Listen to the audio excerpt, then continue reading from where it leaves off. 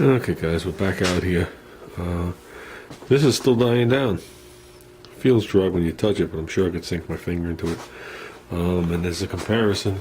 I don't know if it comes out, the flange is perfectly flat. So that'll be fine as it dries. I got the two brake lines. I went online and I ordered them.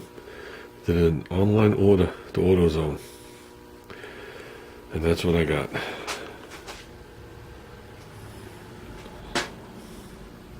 Well, what I got was two different brands. I ordered the same brand, and both bags were opened.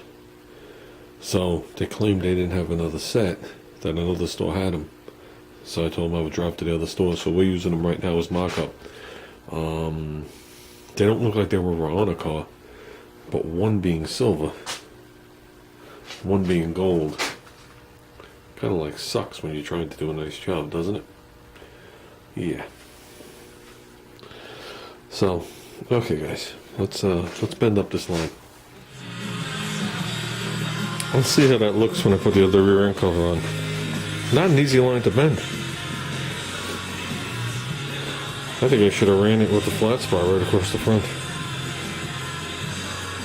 But yeah, we can give it some final tweaking when we put it on for the last time. So, okay, let's pop that line off. And paint. Okay guys, still a little wet. I flattened the whole rear. You can see the wet areas. I like the way the flange look better than the housing. So we'll let that dry up. I just mopped the floor with my back and my ass, and I did the leaf springs again. Gave them a roughing with I don't know if it was 80 grit, 40 grit, 1 grit, I don't know what I used.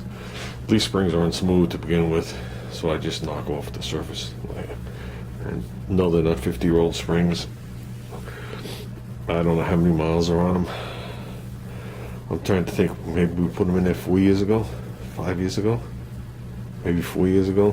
And we haven't driven the car for 2 years.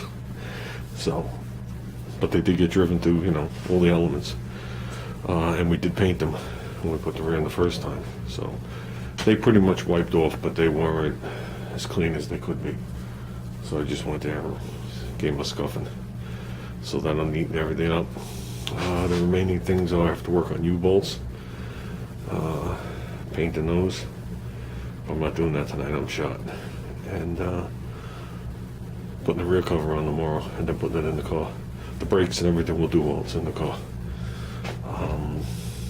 Because it actually, when I had it like this, I was able to get the rear out by myself.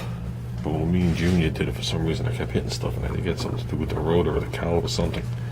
So I got that big flat plate, and it's over there. It's like a foot by a foot, and it's welded to one of the original saddles of a jack. And I put that in there. And you can put trannies or whatever on there, and the rear will tilt all around and swivel and turn. And even if you're not paying attention, you have to really not pay attention for it to fall off the plate.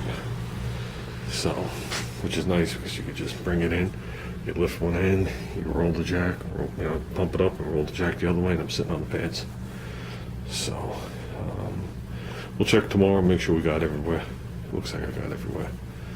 I might just have to whack the bottom of it. Well, I do have to whack the bottom of it. The bottom's going to be satin.